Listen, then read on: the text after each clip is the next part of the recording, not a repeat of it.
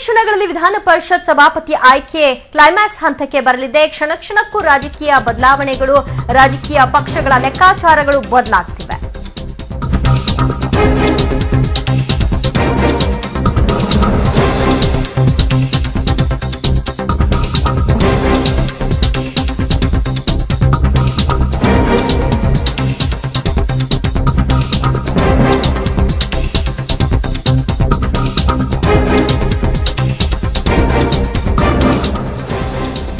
ಕ್ಷಣಕ್ಕೂ ಬದಲಾವಣೆಗಳು ಕಾಣಿಸ್ತಾ ಇದೆ. ರಾಜಕೀಯ ಪಕ್ಷಗಳ ಲೆಕ್ಕಾಚಾರ ಏನು ಅನ್ನುವಂಥದ್ದು ಸದ್ಯದ ಕುತೂಹಲ. ಜೆಡಿಎಸ್ಗೆ ಬೆಂಬಲ ನೀಡುವಂತೆ ಕಾಂಗ್ರೆಸ್ ಪಕ್ಷ ಜೆಡಿಎಸ್ ತಮಗೆ ಕಾಂಗ್ರೆಸ್ಗೆ ಬೆಂಬಲ ನೀಡುವಂತೆ ಕಾಂಗ್ರೆಸ್ ದುಂಬಾಲು ಬಿದ್ದಿದೆ. ಆದರೆ ಕುಮಾರಸ್ವಾಮಿ ಅವರ ನಿಲುವೇನು ಅನ್ನುವಂಥದ್ದು ಸದ್ಯ ಯಕ್ಷ ಪ್ರಶ್ನೆ. ಶಂಕರಮೂರ್ತಿ ಪದಚ್ಯುತಿಗಾಗಿ ಸಭಾಪತಿ ಉಡುಗೊರೆಯ ಆಫರ್ಗಳನ್ನ ಕೊಡಲಾಗಿದೆ. ಆದರೆ ಆಮಿಷಕ್ಕೆ ಜೆಡಿಎಸ್ ಒಪ್ಕೊಳ್ತಾ ಇಲ್ಲ. ಹೊರಟ್ಟಿಗೆ ಪಟ್ಟ ಕಟ್ಟೋದಾದ್ರೆ ಸಪೋರ್ಟ್ ಇದೆ ಅಂತ ಕಾಂಗ್ರೆಸ್ ತಿಳಿಸ್ತಾ ಇದೆ. ಕಾಂಗ್ರೆಸ್ ಸಹವಾಸವೇ ಬೇಡ ಅಂತ ಎಚ್.ಡಿ. ಕುಮಾರಸ್ವಾಮಿ ಅವರು ಹೇಳ್ತಾ ಇದ್ದಾರೆ. ಬಿಜೆಪಿಗೆ ಕೈ ಕೊಡಲು ಜೆಡಿಎಸ್ ರಾಜ್ಯಾಧ್ಯಕ್ಷ ಹಿಂದೇಟನ್ನ ಹಾಕ್ತಾ ಇದ್ದಾರೆ.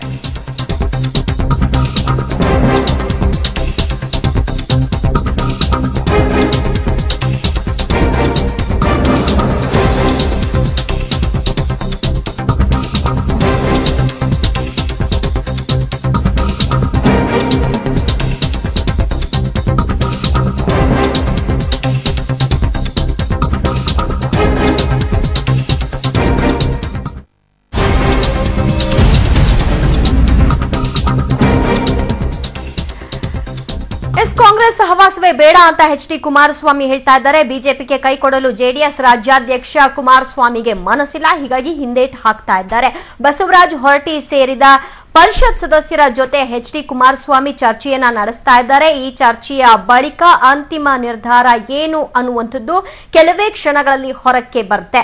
ಜೆಡಿಎಸ್ ನಿರ್ಣಯ ಏನು ಅನ್ನುವಂಥದ್ದು ಸದ್ಯಕ್ಕೆ ಕುತೂಹಲ ಮನೆ ಮಾಡಿರುವಂಥದ್ದು. ಕೆಲವೇ ಕ್ಷಣಗಳಲ್ಲಿ ವಿಧಾನ ಪರಿಷತ್ ಸಭಾಪತಿ ಆಯ್ಕೆ ವಿಚಾರಕ್ಕೆ ಗೊಂದಲಗಳು ನಿವಾರಣೆಯಾಗುತ್ತೆ. ಕ್ಲೈಮ್ಯಾಕ್ಸ್ ಹಂತಕ್ಕೆ ತಲುಪುವಂಥದ್ದು. ಕ್ಷಣಕ್ಕೂ ರಾಜಕೀಯ ಪಕ್ಷಗಳ ಲೆಕ್ಕಾಚಾರಗಳು ಬದಲಾಗ್ತಾ ಇದ್ದು ಕೊನೆ ಕ್ಷಣದಲ್ಲಿ ಏನಾಗಬಹುದು ಅನ್ನುವಂಥದ್ದು ಹೇಳಲಿಕ್ಕೆ ಸದ್ಯಕ್ಕೆ ಸಾಧ್ಯವಾಗ್ತಾ ಇಲ್ಲ. ಸದ್ಯಕ್ಕೆ ಬಸವರಾಜ ಹೊರಟ್ಟಿ ಸೇರಿದ ಪರಿಷತ್ ಸದಸ್ಯರ ಜೊತೆ ಎಚ್.ಡಿ. ಕುಮಾರಸ್ವಾಮಿ ಚರ್ಚೆಯನ್ನ ನಡೆಸ್ತಾ ಇದ್ದಾರೆ.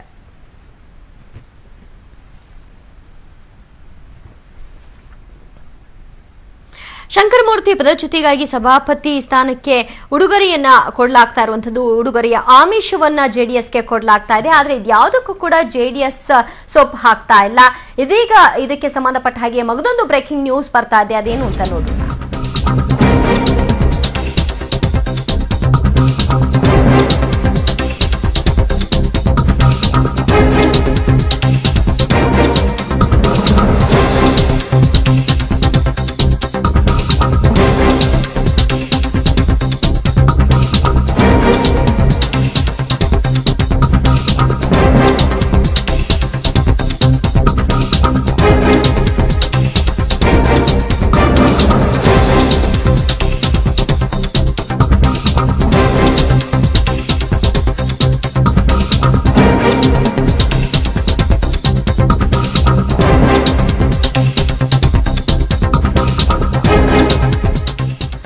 ಕಾಂಗ್ರೆಸ್ನವರು ಹೊರಟ್ಟಿಯನ್ನ ಸಭಾಪತಿ ಮಾಡ್ತೀವಿ ಅಂದಿದ್ದೆ ತಡ. ಇದೀಗ ಮತ್ತೊಂದು ವಿಷಯವನ್ನ ಜೆಡಿಎಸ್ನ ಕುಮಾರಸ್ವಾಮಿ ಅವರು ಬಿಜೆಪಿ ಮುಂದೆ ಇಟ್ಟಿರುವಂತದ್ದು.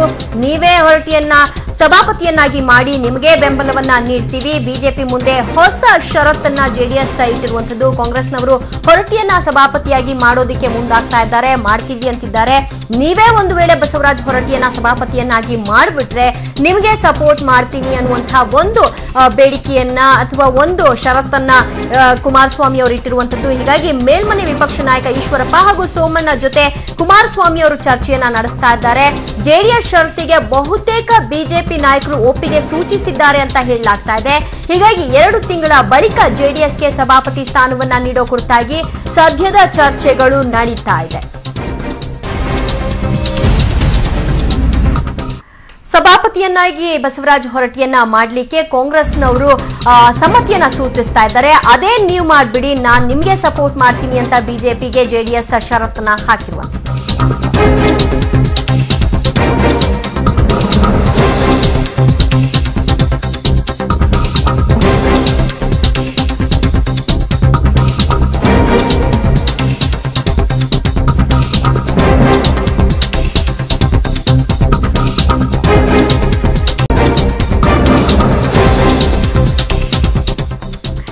ಸಭಾಪತಿ ಆಯ್ಕೆ ವಿಚಾರಕ್ಕೆ ಇಲ್ಲಿಯವರೆಗೂ ಗೊಂದಲ ಇತ್ತು. ಇದೀಗ ತೆರೆ ಬೀಳ್ತಾ ಇರುವಂತದ್ದು ಪರಿಷತ್ನಲ್ಲಿ ಬಿಜೆಪಿಗೆ ಕುಮಾರಸ್ವಾಮಿ ಅವರು ಅಂದ್ರೆ ಜೆಡಿಎಸ್ ಪಕ್ಷ ಬೆಂಬಲವನ್ನ ನೀಡಿದೆ. ಹೀಗಾಗಿ ಪರಿಷತ್ನಲ್ಲಿ ಬಿಜೆಪಿ ಬೆಂಬಲಿಸಿದ ಜೆಡಿಎಸ್ನ ನಾಯಕ ಕುಮಾರಸ್ವಾಮಿ ಅವರಿಗೆ ಈಶ್ವರಪ್ಪನವರು ಕೈಕುಲುಕಿ ಅಭಿನಂದನೆಯನ್ನ ಸಲ್ಲಿಸಿರುವಂತಹ ಒಂದು ವಿಚಾರ ಸಭಾಪತಿ ವಿರುದ್ಧ ಬಹಳಷ್ಟು ವಿಚಾರಗಳು ಕೇಳಿ ಬರ್ತಾ ಇತ್ತು. ಪರಿಷತ್ನಲ್ಲಿ ಬಿಜೆಪಿಗೆ ಬೆಂಬಲಿಸಿದೆ ಜೆಡಿಎಸ್, ಕಾಂಗ್ರೆಸ್ಗೆ ನೋ ಅಂದಿದೆ.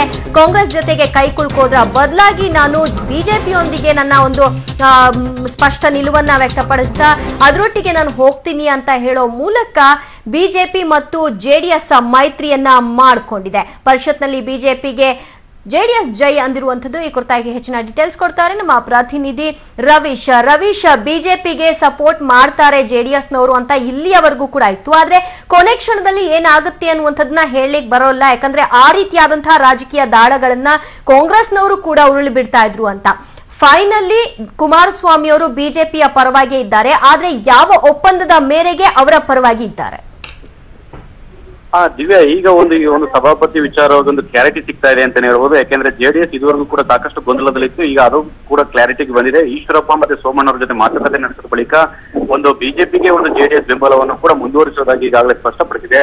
ಹಾಗಾಗಿ ಎಲ್ಲೋ ಒಂದ್ ಕಡೆ ಕಾಂಗ್ರೆಸ್ಗೆ ಒಂದು ಅವಿಶ್ವಾಸ ನಿರ್ಣಯ ವಿಚಾರದಲ್ಲಿ ಸೋಲಾಗುವಂತಹ ಸಾಧ್ಯತೆ ಬಹುತೇಕ ದಟ್ಟವಾಗಿದೆ ಅಂತಾನೆ ಹೇಳ್ಬೋದು.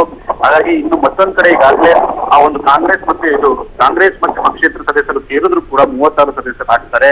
ಮತ್ತೊಂದ್ ಕಡೆ ಇಬ್ಬರು ಪಕ್ಷೇತರ ಏನಿರ್ತಾರೆ ಮಲ್ಲಿಕಾರ್ಜುನ್ ಮತ್ತೆ ಬಸನಗೌಡ ಪಾಟೀಲ್ ಯತ್ನಾಳ್ ಅವರು ಕೂಡ ಬಿಜೆಪಿಗೆ ಬೆಂಬಲಿಸ್ತಾರೆ ಅಂತ ಕೂಡ ಹೇಳಲಾಗ್ತದೆ. ಹಾಗಾಗಿ ಇವರ ಸಂಖ್ಯೆ 37 ಆಗುತ್ತೆ, ಕಾಂಗ್ರೆಸ್ನ ಸಂಖ್ಯೆ 36 ಆಗುತ್ತೆ. ಹಾಗಾಗಿ ಎಲ್ಲೋ ಒಂದ್ ಕಡೆ ಬಿಜೆಪಿಗೆ ಈ ಒಂದು ವಿಚಾರದಲ್ಲಿ ಗೆಲುವಾಗುವಂತಹ ಸಾಧ್ಯತೆ ಕೂಡ ಹೆಚ್ಚಾಗಿದೆ ಅಂತಾನೆ ಹೇಳ್ಬೋದು. ಆದ್ರೆ ಪ್ರಮುಖವಾಗಿ ಬಿಜೆಪಿ ಮತ್ತೆ ಜೆಡಿಎಸ್ ಮಾತುಕತೆಯ ಸಂದರ್ಭದಲ್ಲಿ ಕುಮಾರಸ್ವಾಮಿ ಅವರು ಮತ್ತೊಂದು ಪ್ರಸ್ತಾಪವನ್ನು ಕೂಡ ಮುಂದಿಟ್ಟಿದ್ದಾರೆ. ಅಂದ್ರೆ ಪ್ರಮುಖವಾಗಿ ಈ ಒಂದು ವಿಚಾರದಲ್ಲಿ ಮುಂದಿನ 2 ತಿಂಗಳ ಬಳಿಕ ನೀವು ಸಭಾಪತಿ ಸ್ಥಾನವನ್ನ ಬಿಟ್ಕೊಡ್ಬೇಕು ಅನ್ನೋ ವಿಚಾರವನ್ನು ಕೂಡ ಈಶ್ವರಪ್ಪನವರು ಮತ್ತು ಸೋಮಣ್ಣ ಜೊತೆ ಮಾತುಕತೆ ನಡೆಸಿದ್ದಾರೆ. ಆದ್ರೆ ಸೋಮಣ್ಣ ಮತ್ತು ಈಶ್ವರಪ್ಪನವರು ಈಗ ನಾವು ನಿರ್ಧಾರವನ್ನ ಏಕಾಏಕಿ ತೆಗೆದುಕೊಳ್ಳೋದಕ್ಕೆ ಬರೋದಿಲ್ಲ, ನಾವು ಹೈಕಮಾಂಡ್ ಮಟ್ಟದಲ್ಲೂ ಕೂಡ ಚರ್ಚೆ ನಡೆಸಬೇಕಾಗುತ್ತೆ ಮತ್ತೆ ಕೋರ್ ಕಮಿಟಿನೂ ಕೂಡ ಚರ್ಚೆ ನಡೆಸಬೇಕಾಗುತ್ತೆ. ಆದ್ರೆ ನಾವು ನಿಮ್ಮ ಒಪ್ಪಂದವನ್ನು ಷರತ್ತಿಗೆ ಬದ್ಧರಾಗಿರ್ತೇವೆ, ಮಾತುಕತೆ ನಡೆಸಿದ ಬಳಿಕ ನಿಮ್ಗೆ ಸ್ಪಷ್ಟವಾಗಿ ತಿಳಿಸ್ತೇವೆ ಅನ್ನೋ ಮಾತುಗಳನ್ನು ಕೂಡ ಈಶ್ವರಪ್ಪನವರು ಕುಮಾರಸ್ವಾಮಿ ಅವರಿಗೆ ಹೇಳಿದ್ರು ಅಂತ ಕೂಡ ಹೇಳಲಾಗ್ತದೆ. ಕಡೆಯದಾಗಿ ಜೆಡಿಎಸ್ ನ ಎಲ್ಲಾ 13 ಸದಸ್ಯರು ಕೂಡ ಈ ಒಂದು ಒಪ್ಪಂದಕ್ಕೆ ಈಗಾಗಲೇ ಬದ್ಧರಾಗಿರ್ತೇವೆ. ಮತ್ತೆ ನಾನು ನಿಮ್ಮನ್ನ ಸಂಪರ್ಕ ಮಾಡ್ತೀನಿ. ಎಚ್ ಡಿ ಕುಮಾರಸ್ವಾಮಿ ಅವರಿಗೆ ಈಶ್ವರಪ್ಪನವರು ಕೈಕುಲುಕಿ ಅಭಿನಂದನೆಯನ್ನ ಸಲ್ಲಿಸ್ತಾ ಇದ್ದಾರೆ. ಆ ಮೂಲಕ ಮತ್ತೆ ಒಪ್ಪಂದಕ್ಕೆ ಮುಂದಾಗಿರುವಂತಹ ಒಂದು ಖುಷಿಯ ಒಂದು ವಿಚಾರವನ್ನ ವ್ಯಕ್ತಪಡಿಸ್ತಾ ಇದ್ದಾರೆ.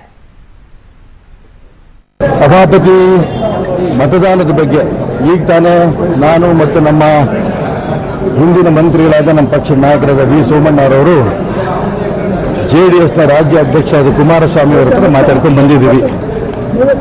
ಸಭಾಪತಿಯ ವಿಚಾರಕ್ಕೆ ಕಾಂಗ್ರೆಸ್ನವ್ರ ವಿರುದ್ಧವಾಗಿ ಮತ್ತು ಡಿ ಎಸ್ ಶಂಕರಮೂರ್ತಿ ಅವರ ಪರವಾಗಿ ಅವ್ರ ಮತ ಚಲಾವಣೆ ನಾವು ಮಾಡ್ತೇವೆ ಅನ್ನೋಂಥ ಅಂಶವನ್ನು ಮತ್ತೊಮ್ಮೆ ಈಗ ಸ್ಪಷ್ಟ ಮಾಡಿದ್ದಾರೆ. ನಾನು ಜೆಡಿಎಸ್ನ ಪ್ರಮುಖರಿಗೆ ಅಭಿನಂದನೆ ಸಲ್ಲಿಸ್ತೇನೆ. ಓಕೆ, ಮತ್ತೆ ಕಂಟಿನ್ಯೂ ಮಾಡೋಣ. ನಮ್ಮ ಪ್ರತಿನಿಧಿ ರವೀಶ್ ಲೈನ್ ನಲ್ಲಿದ್ದಾರೆ. ರವೀಶ್, ಕಾಂಗ್ರೆಸ್ ಇನ್ನಿಲ್ಲದ ಪ್ರಯತ್ನಗಳನ್ನ ಮಾಡ್ತು ಹೇಗಾದ್ರೂ ಮಾಡಿ ಜೆಡಿಎಸ್ ನ ಸಪೋರ್ಟ್ ಪಡ್ಕೊಳ್ಬೇಕು ಅಂತ. ಆದ್ರೆ ಇದೀಗ ಮುಖಭಂಗವನ್ನ ಎದುರಿಸ್ತಾ ಇರುವಂತಹ ಕಾಂಗ್ರೆಸ್ ಪರಿಷತ್ನಲ್ಲಿ ಏನ್ ಫೇಸ್ ಮಾಡ್ತಾ ಇದೆ? ದಿವ್ಯ, ನಿಜಕ್ಕೂ ಕೂಡ ಒಂದು ರೀತಿಯಲ್ಲಿ ಒಂದು ಪರಮೇಶ್ವರ್ ಮತ್ತು ಮುಖ್ಯಮಂತ್ರಿ ಸಿದ್ದರಾಮಯ್ಯ ಅವರಿಗೆ ಒಂದು ರೀತಿಯಲ್ಲಿ ಮುಖಭಂಗ ಆಗುತ್ತೆ ಅನ್ನೋ ಸೂಚನೆಗಳು ಕೂಡ ದಟ್ಟವಾಗಿದೆ. ಈ ಹಿನ್ನೆಲೆಯಲ್ಲಿ ಕಡೆ ಕ್ಷಣದ ಕಸರತ್ತಲ್ಲೂ ಕೂಡ ಕಾಂಗ್ರೆಸ್ ಕೈಗೊಳ್ಳುತ್ತೆ ಅಂತ ಹೇಳ್ಬೋದು. ಯಾಕಂದ್ರೆ ಪಕ್ಷೇತರ ಸದಸ್ಯರಾಗಿರ್ತಕ್ಕಂಥ ಬಸನಗೌಡ ಪಾಟೀಲ್ ಯತ್ನಾಳ್ ಅವರ ಜೊತೆ ಈಗ ಮತ್ತೊಮ್ಮೆ ಮಾತುಕತೆಯನ್ನು ಕೂಡ ನಡೆಸಿದ್ದಾರೆ. ಹಾಗಾಗಿ ಬಸನಗೌಡ ಪಾಟೀಲ್ ಯತ್ನಾಳ್ ಈಗಾಗಲೇ ಯಡಿಯೂರಪ್ಪನವರ ಪರ ಇರೋದ್ರಿಂದ ಬಿಜೆಪಿ ಬೆಂಬಲಿತ ತೋರಿತೀವಿ ಅಂತ ಕೂಡ ಹೇಳಿಕೆಯನ್ನು ಕೊಟ್ಟಿರೋದ್ರಿಂದ ಬಸನಗೌಡ ಪಾಟೀಲ್ ಯತ್ನಾಳ್ ಅವರು ಕೂಡ ಒಂದು ಕಾಂಗ್ರೆಸ್ಗೆ ಮತ ಹಾಕೋದು ಬಹುತೇಕ ಒಂದು ಕ್ಷೀಣವಾಗಿದೆ. ಮಲ್ಲಿಕಾರ್ಜುನ್ ಕೂಡ ಕುಮಾರಸ್ವಾಮಿ ಅವರ ಪರ ಇರೋದ್ರಿಂದ ಮಲ್ಲಿಕಾರ್ಜುನ್ ಅವರು ಕೂಡ ಒಂದು ಬಿಜೆಪಿಯನ್ನು ಬೆಂಬಲಿಸ್ತಾರೆ. ಹಾಗಾಗಿ ಎಲ್ಲೋ ಒಂದ್ ಕಡೆ ಕಾಂಗ್ರೆಸ್ ಒಂದು ರೀತಿಯಲ್ಲಿ ಇಕ್ಕಟ್ಟಿನ ಪರಿಸ್ಥಿತಿ ಈಗ ನಿರ್ಮಾಣ ಆಗಿದೆ. ಹಾಗಾಗಿ ಅವರಿಗೆ ಮುಖಭಂಗ ಆಗೋದು ಖಚಿತ ಅಂತ ಕೂಡ ಹೇಳಲಾಗ್ತಾ ಇದೆ. ಹಾಗಾಗಿ ಏಕೆಂದ್ರೆ ಈ ಸಭಾಪತಿ ಒಂದು ಬಿಟ್ಕೊಡೋ ವಿಚಾರವನ್ನ 2-3 ದಿನಗಳ ಹಿಂದೆ ದೇವೇಗೌಡರ ಬಳಿ ಪ್ರಸ್ತಾಪ ಮಾಡಿದ್ರೆ ಕಾಂಗ್ರೆಸ್ಗೆ ಈ ಸ್ಥಿತಿ ಬರ್ತಾ ಇರಲಿಲ್ಲ ಅಂತ ಕೂಡ ಜೆಡಿಎಸ್ ಸದಸ್ಯರು ಈಗಾಗಲೇ ಆರೋಪಿಸ್ತಾ ಇದ್ದಾರೆ. ಹಾಗಾಗಿ ಎಲ್ಲೋ ಒಂದ್ ಕಡೆ ಈ ಒಂದು ಗೇಮ್ ಪ್ಲಾನ್ ನಲ್ಲಿ ಕಡೆ ಕ್ಷಣದಲ್ಲಿ ಒಂದು ಕಾಂಗ್ರೆಸ್ ಎಡುತ್ತಾ ಇದೆ ಅಂತ ಕೂಡ ಹೇಳಲಾಗ್ತಾ ಇದೆ. ದಿವ್ಯಾ, ಓಕೆ, ಸದ್ಯಕ್ಕೆ ಪರಿಷತ್ನಲ್ಲಿ ಏನ್ ನಡೀತಾ ಇದೆ? ದಿವ್ಯ, ಈಗಾಗಲೇ ಪ್ರಶ್ನೋತ್ತರ ಕಲಾಪವು ಕೂಡ ನಡೀತಾ ಇದೆ. ಇದಾದ ಬಳಿಕ ಶೂನ್ಯ ವೇಳೆ ಇರುತ್ತೆ. ಈ ಶೂನ್ಯ ವೇಳೆ ಆದ ಬಳಿಕ ಈ ಒಂದು ಅವಿಶ್ವಾಸ ನಿರ್ಣಯದ ಮೇಲೆ ಒಂದು ಚರ್ಚೆ ಆರಂಭ ಆಗುತ್ತೆ. ಆ ಬಳಿಕ ಈ ಒಂದು ಚುನಾವಣಾ ಪ್ರಕ್ರಿಯೆ ಆರಂಭ ಆಗೋದು. ಹಾಗಾಗಿ ಇನ್ನೇನು ಅಂದ್ರೆ ಸುಮಾರು 1:30 ಒಂದು ಚುನಾವಣಾ ಪ್ರಕ್ರಿಯೆ ಆರಂಭವಾಗುವಂತಹ ಸಾಧ್ಯತೆ ಇದೆ. ದಿವ್ಯಾ, 2 ತಿಂಗಳ ಬಳಿಕ ಜೆಡಿಎಸ್ಗೆ ಸಭಾಪತಿ ಸ್ಥಾನವನ್ನ ಬಿಟ್ಟುಕೊಡೋದ್ರ ಕುರಿತಾಗಿ ಒಪ್ಪಂದಗಳಾಗಿದೆಯಾ ಅಥವಾ ಮುಂದಿನ ದಿನಗಳನ್ನ ಹೇಳ್ತೀವಿ ಅಂದಿದ್ದಾರೆ? ಅದ್ರ ಬಗ್ಗೆ ಕೇಳ್ತೀನಿ ರವೀಶ್.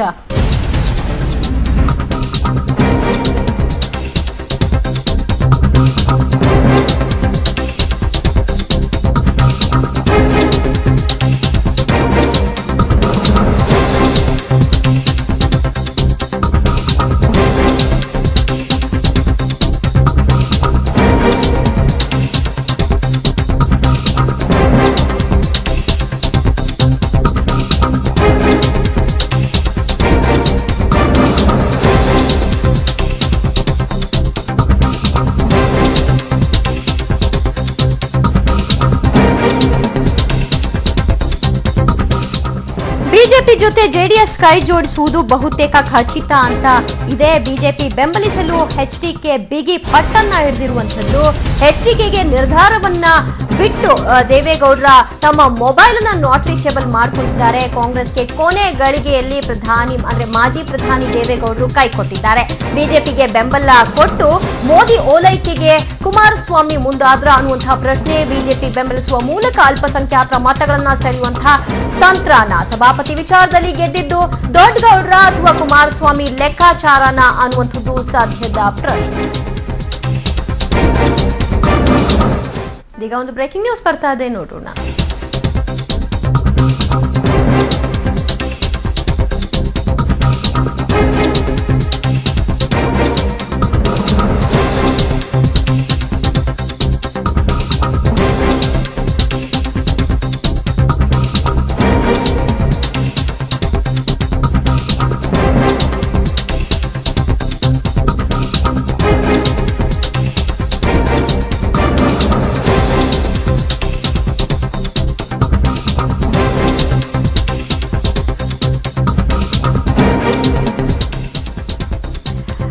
ವಿಧಾನ ಪರಿಷತ್ ಸಭಾಪತಿ ವಿಚಾರಕ್ಕೆ ಬಹಳಷ್ಟು ಗೊಂದಲಗಳು ಇದ್ದು ಕಳೆದೊಂದು ವಾರಗಳಿಂದ ಇದೇ ಕುರಿತಾಗಿ ಮಾತುಕತೆಗಳು ನಡೀತಾ ಇತ್ತು.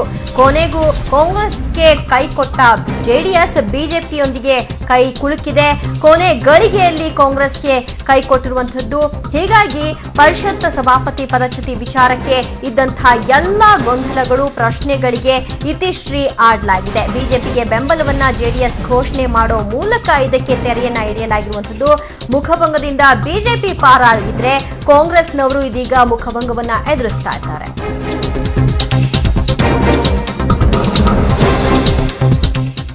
ಈ ಬಗ್ಗೆ ಹೆಚ್ಚಿನ ಡೀಟೇಲ್ಸ್ ಕೊಡ್ತಾರೆ ನಮ್ಮ ಪ್ರತಿನಿಧಿ ರವೀಶ್. ಈ ಮೂಲಕ ಮೋದಿಯ ಓಲೈಕೆಗೆ ಮುಂದಾಯ್ತಾ ಜೆಡಿಎಸ್ ಅಂತ ಸ್ಪಷ್ಟಪಡಿಸಿದ್ದಾರೆ. ಅಂದ್ರೆ ಈ ಮೈತ್ರಿ ಕೇವಲ ಈ ಒಂದು ಸಭಾಪತಿ ವಿಚಾರದಲ್ಲಿ ಮಾತ್ರ ಮುಂದುವರಿಕೆ ಹೊರತು ಬೇರೆ ವಿಚಾರಗಳಲ್ಲಿ ಮೈತ್ರಿ ಯಾವುದೇ ರೀತಿ ಗಣನೆಗೆ ಬರೋದಿಲ್ಲ ಅನ್ನೋದು ಕೂಡ ಕುಮಾರಸ್ವಾಮಿ ಅವರು ಸ್ಪಷ್ಟಪಡಿಸಿದ್ದಾರೆ. ಯಾಕೆಂದ್ರೆ ಈ ಒಂದು ಮೈತ್ರಿಯಿಂದಾಗಿ ಮುಂದಿನ ಚುನಾವಣೆ ಸಂದರ್ಭದಲ್ಲೂ ಕೂಡ ಬಿಜೆಪಿ ಜೊತೆ ಹೋಗ್ತೀರಾ ಎಂಬ ಪ್ರಶ್ನೆಗೆ ಕುಮಾರಸ್ವಾಮಿ ಅವರು ಕೂಡ ಸ್ಪಷ್ಟಪಡಿಸಿದ್ರು. ಅಂದ್ರೆ ಪ್ರಮುಖವಾಗಿ ಈಗಾಗಲೇ ನಾವು ಮೈತ್ರಿಯನ್ನ ಮಾಡಿಕೊಂಡಿದ್ದೇವೆ ಒಂದು ಸಭಾಪತಿ ವಿಚಾರದಲ್ಲಿ, ಅದು ಮುಂದುವರಿತಷ್ಟೇ. ಈಗ ನಾವು ಆ ಒಂದು ಅಧಿಕಾರದ ಆಸೆಗಾಗಿ ಕಾಂಗ್ರೆಸ್ ಜೊತೆ ಕೈ ಜೋಡಿಸಿದ್ರೆ ಅದು ಬೇರೆ ರೀತಿಯ ಸಂದೇಶ ಹೋಗುತ್ತೆ ಅನ್ನೋ ಕಾರಣದಿಂದಾಗಿ ನಾವು ಒಂದು ಬಿಜೆಪಿ ಜೊತೆ ಮೈತ್ರಿಯನ್ನು ಕೂಡ ಮುಂದುವರಿಸಿದ್ದೇವೆ. ಆದ್ರೆ ಕೇವಲ ಇದು ಸಭಾಪತಿ ಸ್ಥಾನಕ್ಕೆ ಮಾತ್ರ ಇವರು ಸೀಮಿತವಾಗಿರುತ್ತೆ, ಬೇರೆ ವಿಚಾರಕ್ಕೆ ಮೈತ್ರಿ ಆಗೋದಿಲ್ಲ ಅನ್ನೋದು ಕೂಡ ಸ್ಪಷ್ಟಪಡಿಸಿದ್ದಾರೆ. ಹಾಗಾಗಿ ಎಲ್ಲೋ ಒಂದ್ ಕಡೆ ಮುಂದಿನ ದಿನಗಳಲ್ಲಿ ಕೂಡ ಒಂದು ಬೇರೆ ಬೇರೆ ಪಕ್ಷಗಳ ಜೊತೆಯೂ ಕೂಡ ಮೈತ್ರಿಗೆ ಆಪ್ಷನ್ ಅನ್ನು ಕೂಡ ಓಪನ್ ಆಗಿ ಇಟ್ಕೊಂಡಿದ್ದಾರೆ ಕುಮಾರಸ್ವಾಮಿ ಅವರು ಅಂತಾನೆ ಹೇಳ್ಬೋದು.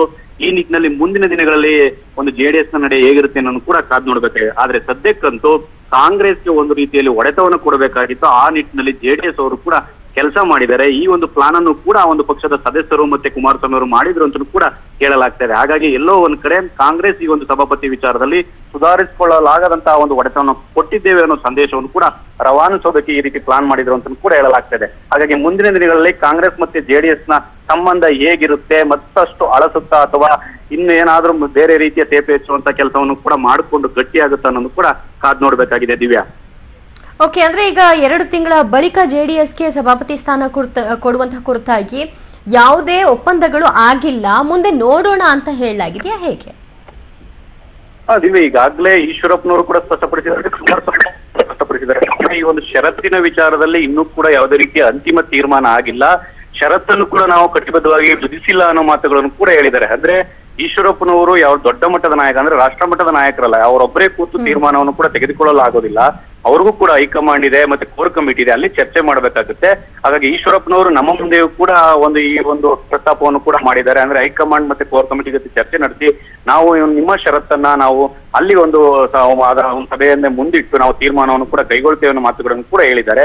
ಹಾಗಾಗಿ ನಾವು ಪ್ರಸ್ತಾಪ ಮಾಡಿರೋದಂತೂ ನಿಜ, ಆದ್ರೆ ಯಾವುದೇ ರೀತಿಯ ಷರತ್ತನ್ನ ಹಾಕಿಲ್ಲ. ಮುಂದಿನ ದಿನಗಳಲ್ಲಿ ಈ ಬಗ್ಗೆ ತೀರ್ಮಾನ ಕೈಗೊಳ್ತೇವೆ ಅನ್ನೋದು ಕೂಡ ಎಚ್ ಡಿ ಕುಮಾರಸ್ವಾಮಿ ಸ್ಪಷ್ಟಪಡಿಸಿದ್ದಾರೆ. ಹಾಗಾಗಿ ಈಗ ಯಾವುದೇ ರೀತಿಯ ಒಂದು ರೀತಿಯಲ್ಲಿ ಷರತ್ತು ಒಂದು ಅಂತಿಮ ಆಗದೆ ಇದ್ರು ಕೂಡ ಆ ಒಂದು ಪ್ರಸ್ತಾಪವನ್ನು ಕೂಡ ಜೆಡಿಎಸ್ ಮಾಡಿದೆ.